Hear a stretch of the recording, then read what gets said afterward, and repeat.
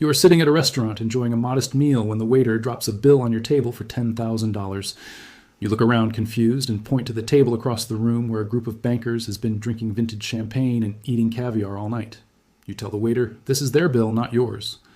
The waiter smiles and says, I know, sir, but they have already left and someone has to pay.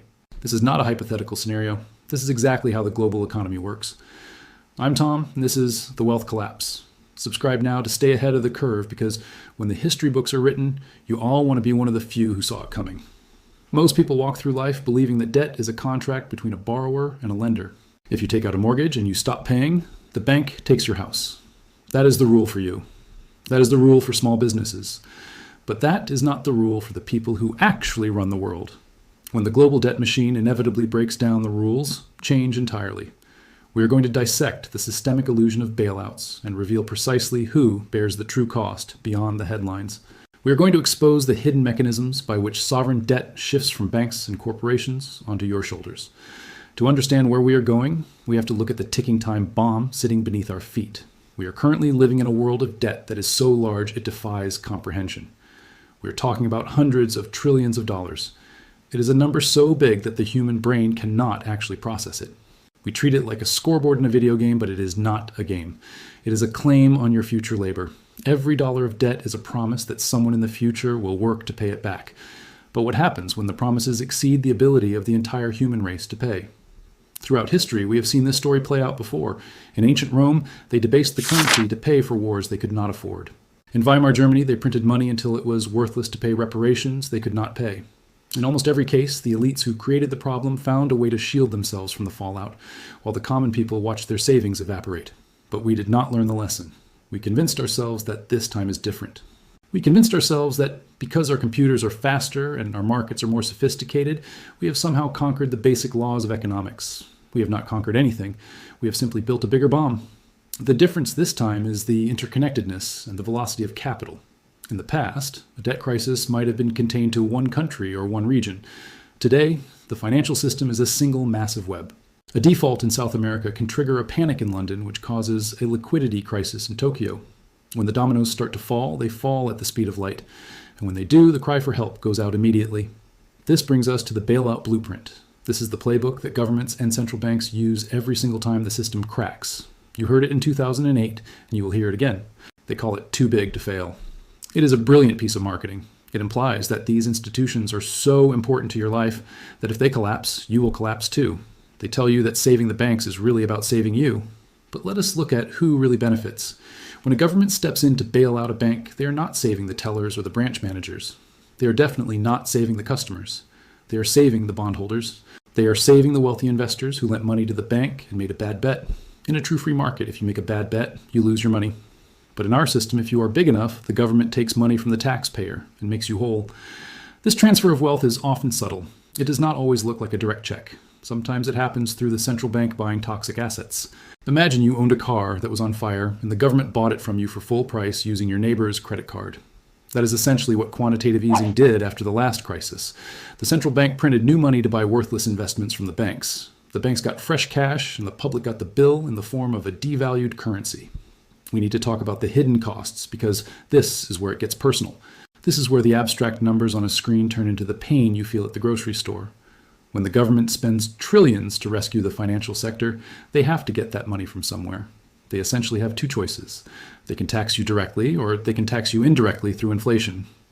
Direct taxes are unpopular. Politicians lose elections when they raise taxes. So they almost always choose the second option. They print the money. This causes inflation. Inflation is not an accident of nature. It is a policy choice. It is a stealth tax on your savings and your wages. When the price of eggs doubles, it is not because chickens have become rare. It is because the money in your pocket has become less valuable. The government has diluted your share of the national wealth to pay for their mistakes. This is the mechanism of redistribution that nobody talks about. If you have assets like stocks or real estate, inflation can actually make you feel richer because the price of your assets goes up. But if you work for a living and keep your savings in cash, you get crushed. Your wages never keep up with the rising cost of living. This drives a massive wedge between the rich and the poor. It is why we see luxury car sales booming while food banks are running out of supplies. Then there is austerity. This is the other side of the coin. After the government blows up the budget to save the banks, they suddenly discover that they are broke. They start talking about fiscal responsibility. They say we all need to tighten our belts. But notice who actually tightens the belt. It is never the bank CEO who just got a record bonus. It is the public school that loses its art program. It is the local library that cuts its hours. It is the infrastructure project that gets canceled. Austerity is the societal price of recapitalizing the elite. It is the process of stripping the copper wiring out of the house to pay the mortgage. This leads to a terrifying erosion of democratic accountability. We like to think that we live in democracies where the will of the people reigns supreme, but when a debt crisis hits, financial stability trumps everything else. We saw this in Greece a decade ago. The people voted against austerity measures. They said no to the cuts. The European central bankers and the politicians simply ignored them. They said the debt must be paid. The will of the voters was irrelevant compared to the solvency of the German and French banks that had lent the money. We are seeing the rise of a technocratic class that manages the economy without any real input from the public. They make decisions in closed rooms that determine the value of your labor and the safety of your retirement. And when they fail upwards. They move from the Treasury to the banks and back again, revolving through the very institutions they are supposed to regulate. Let us look deeper at the sovereign debt shuffle. This is the complex game of three-card Monte that hides the true state of the economy. One of the main tools is debt restructuring. You might hear this term and think it sounds like a reasonable compromise. It sounds like refinancing a mortgage. But in the world of sovereign debt, it usually means a haircut. A haircut is when the lender agrees to take less than they are owed. But here is the catch. The big institutional lenders often have insurance, or they get backstopped by the central banks. The people who really take the haircut are often the pension funds and the small investors who bought government bonds thinking they were safe. When a city or country goes bankrupt, the public employees are the ones who see their pensions slashed. The bondholders might lose a few percentage points, but the workers lose their future. Then we have the International Monetary Fund and the World Bank. These institutions are presented as the saviors of the world. They swoop in with emergency loans when a country is drowning. But these loans come with strings attached. They are called conditionalities. They force the desperate country to sell off its state assets to private investors, usually at fire sale prices. They force them to open their markets to foreign corporations. They force them to cut subsidies for food and energy. It is a form of neo-colonialism wrapped in the language of finance. The country keeps its flag and its anthem, but its economic sovereignty is gone. Its water system belongs to a foreign conglomerate. Its toll roads belong to a hedge fund. Its future tax revenues are already earmarked to pay back the emergency loans. The citizens of that country are no longer working for themselves. They are working for the creditors. So what happens when this entire house of cards comes down? What happens when the bailout blueprint stops working? We are approaching a point where the debt is so large that even the central banks cannot print enough money to cover it without destroying the currency completely. We are looking at a potential systemic collapse where the illusion of solvency finally evaporates. The chaos that follows will not be distributed equally. The ultra-wealthy are already preparing. They are buying farmland. They are buying gold. They are getting second passports. They know that when the music stops, you do not want to be holding paper promises. You want to be holding real things. But what about you? What about the average person who does not have a team of wealth managers? The first step is to wake up to the reality of the situation. You have to understand that the money in your bank account is not yours. It is an unsecured loan you have made to the bank. In a true collapse, that money can be frozen or seized or bailed in. A bail-in is when the bank uses the depositor's money to save itself. It is legal, and it has happened before. Financial resilience in this era means getting out of the system as much as possible. It means minimizing your exposure to debt. If you owe money, you are vulnerable. The variable interest rates can skyrocket overnight. It means diversifying your savings. Do not keep everything in the currency of a single country. Gold and silver have been money for 5,000 years because they cannot be printed by a central bank. They are the ultimate insurance against the incompetence of politicians. It also means investing in your own skills. In a depression, the only thing that cannot be taken away from you is what you can do. Can you fix things? Can you grow food? Can you provide a service that people actually need? And the financial economy might stop, but the real economy of goods and services will continue. We also need to talk about advocacy. We need to demand transparency.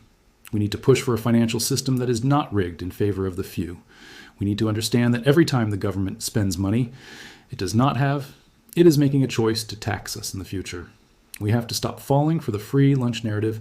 There is no such thing as free money. There is only deferred pain. The illusion of the bailout is powerful. It makes us feel safe.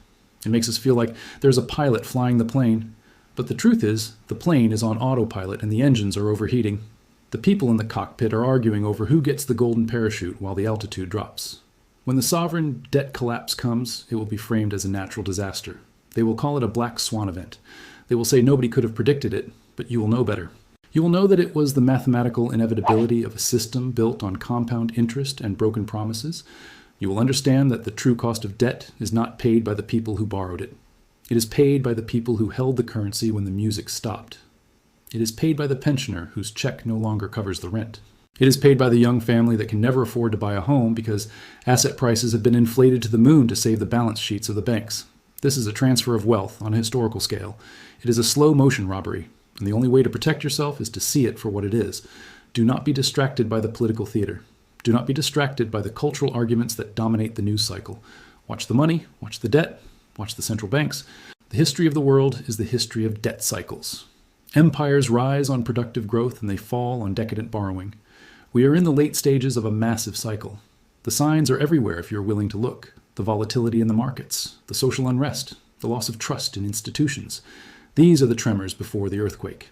By understanding the mechanisms of the sovereign debt shuffle, you empower yourself.